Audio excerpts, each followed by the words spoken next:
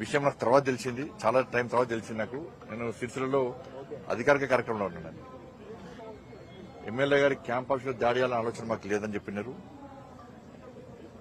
అయినా కూడా ఎమ్మెల్యే గారి క్యాంప్ ఆఫీసు అది ప్రభుత్వం నిధులతో నిర్మించింది. అటువంటి క్యాంప్ ఆఫీస్ లో ప్రెస్ కాన్ఫరెన్స్లు పెట్టి, ప్రెస్ మీటింగ్ పెట్టి ఏది పడితే అది మాట్లాడడం తప్పే. మా కార్యకర్తల సహనానికి కూడా ఒక హద్దు ఉంటుంది. దాన్ని పిరిగితనంగా భావించద్దు. ఏది పడితే అది మాట్లాడడం కరెక్టే కాదు. దాడుల కల్చర్ అంటున్నారు. సిగ్గుండాల కేసీఆర్ కొడుకు దాడుల కల్చరే తయారు చేసిందే బీఆర్ఎస్ పార్టీ. కొద్ది గోసపెట్టి రమ్మని మీ అధికారం ఫస్ట్ చెప్తున్నా, అధికారం అనేది శాశ్వతం కాదు. ఉన్నప్పుడు హద్దులో ఉండాలి. మితిమీరి అహంకారంతో వ్యవహరించద్దు, రాచరికంతో వ్యవహరించద్దు. కేసీఆర్ కొడుకు సిరిసిల్ల పోతే బీజేపీ ఏబీవీపీ కార్యకర్తలను హౌతర్స్ చేస్తుండే. మొత్తం ఎట్లా అంటే ఒక రజాకర్ల పాలనకనే, ఒక చెప్పులు నెత్తి పెట్టుకుని పోవడం తప్ప ఒక్కరి తప్ప మీట అన్నీగా. మీ రాచరిక పాలన తెలంగాణ ఎట్లుండే? మీ ప్రజా సంగ్రామ యాత్ర చేసినప్పుడు ఎన్ని దాడులు చేశారు? రాత్రిపూట పొలాలకెళ్లి కట్రవతులతో కొట్టిరు మమ్మల్ని. ఒక్కరోజు 18 వాహనాలు ధ్వంసం చేశారు.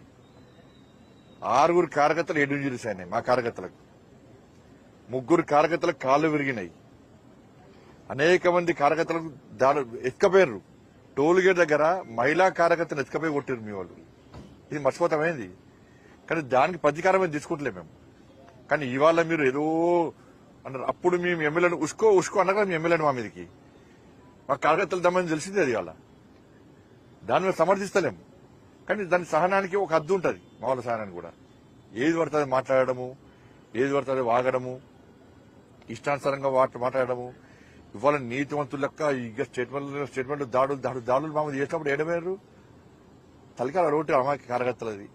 మహిళా కార్యకర్తలను కొట్టిరు. సిగ్గుండాలకు కొంచెమన్నా.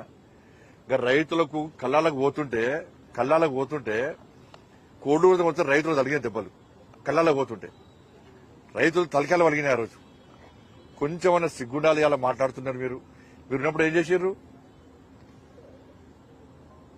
కాబట్టి నేను మా కార్యకర్తలు కూడా చెప్తున్నా, అందరూ ప్రశాంతంగా ఉండాలి.